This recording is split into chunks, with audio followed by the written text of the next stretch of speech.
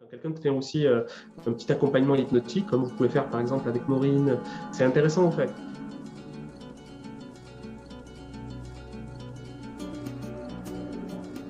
Tu entends une manière différente de te mettre en transe, soit c'est efficace, soit c'est peu efficace, mais dans tous les cas, c'est plein d'apprentissage.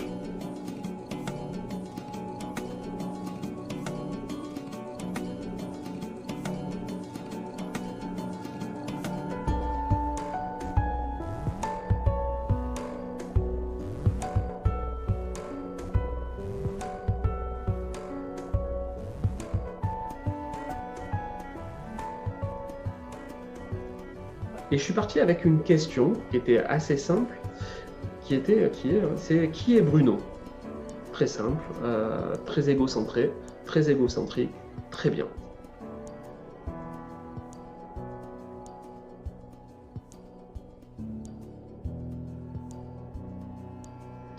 Et je ne m'attendais pas du tout à ce que j'ai vécu. Et ce qui s'est passé, c'est très curieux.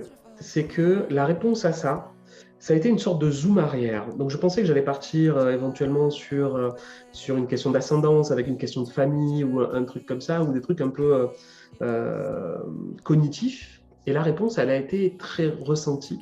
Et je suis, dans la réponse que j'ai vécue, toutes les influences que j'ai reçues. Chaque personne que j'ai rencontrée, chaque discussion que j'ai eue, chaque pensée que j'ai eue pour une autre personne, toutes les interactions que j'ai eues avec les gens définissent qui est Bruno parce qu'elles l'ont influencé soit en bien, soit en mal, soit en apprentissage, soit en évitement, peu importe, soit en colère, soit en tristesse, peu importe. Et donc la réponse que j'ai eue dans qui est Bruno, et ça m'a vraiment bougé, c'est je suis une somme de toutes les influences que j'ai eues. Et donc ça m'a mis une grosse surprise, mais le truc qui a été ouf, c'est, vous savez, quand on est dans le deuil, donc c'est rigolo, mais souvent quand on perd quelqu'un, on peut avoir une personne qui dit un truc du style, quand on aime les gens, ils ne s'en vont réellement jamais.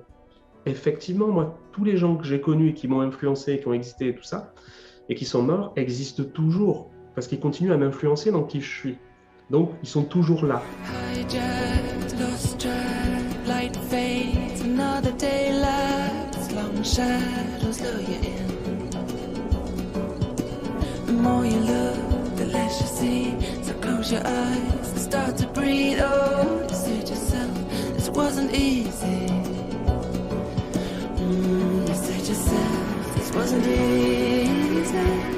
Oh, I just can't find. Cette idée générale-là a pris une dimension complètement différente par moi. Elles sont présentes en permanence dans la manière qu'elles ont eu de m'influencer inconsciemment.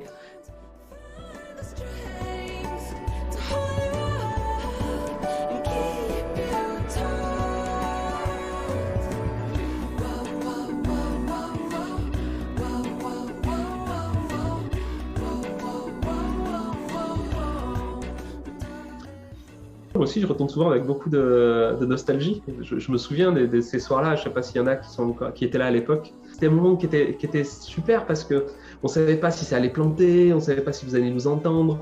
On avait des idées, mais on ne savait pas si ça allait rentrer dans le temps qu'on avait. D'ailleurs, ça ne rentrait jamais en fait. Secondo, c'était ça l'idée. Si on partait en fou rire, c'était un fou rire en plein milieu d'une expérience, c'était juste n'importe quoi. Je garde beaucoup de nostalgie à ça. Par contre, il y avait plein de défauts. C'était pas en live dessus, donc on ne comprenait plus rien.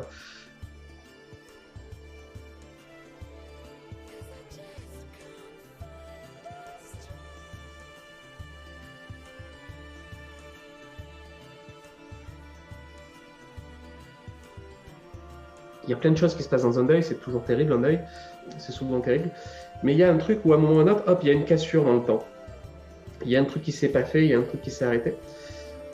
Et pour faire le deuil correctement, en fait, il faut passer par une phase où on se stabilise, où on a besoin d'évacuer des émotions s'il est nécessaire d'évacuer des émotions, de crier, de hurler, d'être en colère ou d'être triste, peu importe. Mais c'est une phase préalable au deuil. Une fois que les émotions sont plus contenues, là, on va pouvoir faire un travail. Mais des fois, il faut des semaines ou des mois pour faire ça.